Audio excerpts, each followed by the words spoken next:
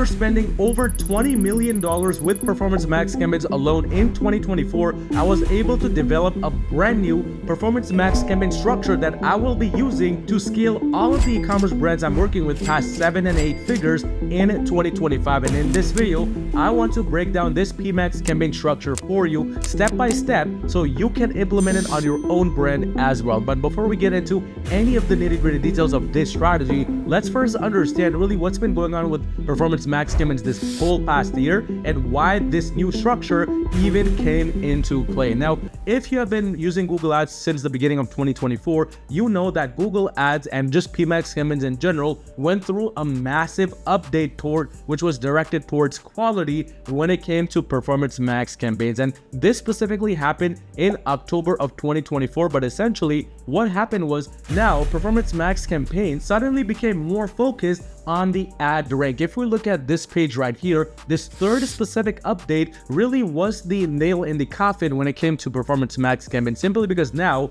if you're running products within a standard shopping campaign and those same products are now active within a smart bidding Performance Max campaign, well, now there's no sort of internal competition going on. Performance Max campaigns will no longer overlap or overpower standard shopping campaigns because it's all based on ad rank at this point. And this was a huge kind of change for Performance Max because now everything is fair play when it comes to Google Ads, which means your approach with PMax needs to be a bit better in order to have a higher ad ranks. And that's where I started playing around with Performance Max campaigns back in September, October, really started changing the approach that I was taking to figure out what works the best for majority of the brands out there. And this is where I came up with this account structure. Now, before we get into the actual structure, what you want to understand is this new structure is designed to test your account's algorithm and the quality of data it has. What I mean by this is there's so many brands out there running with improperly set up conversion tracking. They don't really focus on the quality of their ads. As a result, their conversion data is all messed up. It's double tracking, triple tracking. And just because these brand owners have access to external softwares like Triple Whale,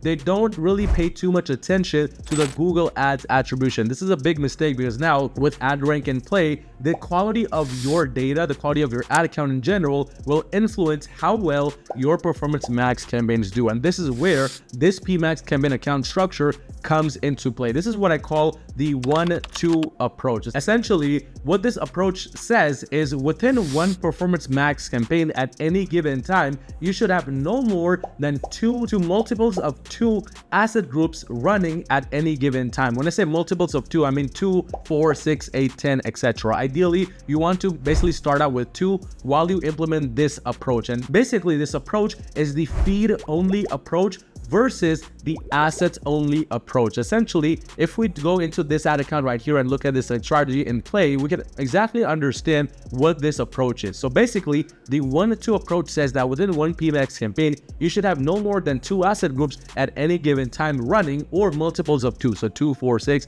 depending on your daily budgets. But here, in this situation, because the budget is fairly small for this PMax campaign, we have a feed-only approach and an all asset groups approach, which means basically a lot of images, logos, etc. And this is how you want to structure your Performance Max campaign. Doesn't matter what the daily budget is, because what this is designed to do is it's essentially designed to test 2 different variables together. One variable we're testing is the placement, the feed only placement. And then another variable we're testing is the other type of placement, which is going after all of these 5, 6 different placements, which these PMax campaigns end up placing on. And the beauty about this is, and the reason why we do this is because we want to understand what your brand responds to the best. And the best way to do this is by implementing the 1-2 approach. Now, if we change this view to the table view and change this to all time, we can understand that although this campaign has not been running for too long, both of these have been pretty much running neck to neck in terms of the results.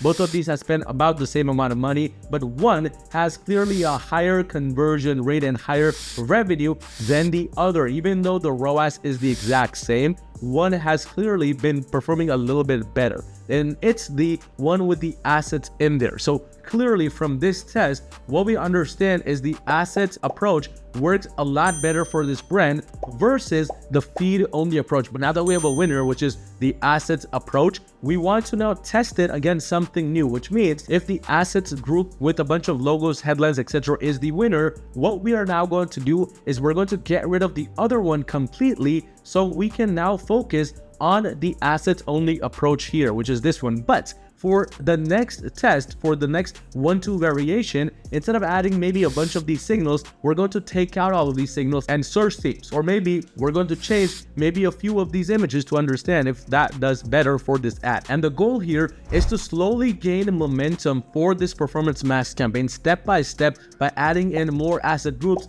based around those which are already doing well, based around the winner. The key here, the main reason why we apply this 1-2 approach is because we slowly want to start ramping up the spend for the asset group approach, which is already working well within this PMax, but to incorporate this PMax approach across all of the different PMaxes which we have running at any given time. Because if one approach works well for one PMax, there's a very good chance it's going to work well for the other PMaxes you have running as well. Now, on the other hand, if let's say the feed only approach had done well rather than the assets only approach, the one with a bunch of images, logos, etc., we would do the same exact thing, but in this situation, we would duplicate this asset group, make it feed only, and in this duplicated asset group, we would take out maybe the audience signals or maybe the audience search themes, because we are trying to isolate what we are testing and then further understand what works the best for the brand to then scale it further. Basically, that's the major approach here. And this is what we are implementing across a lot of the brands which we're handling. And you can further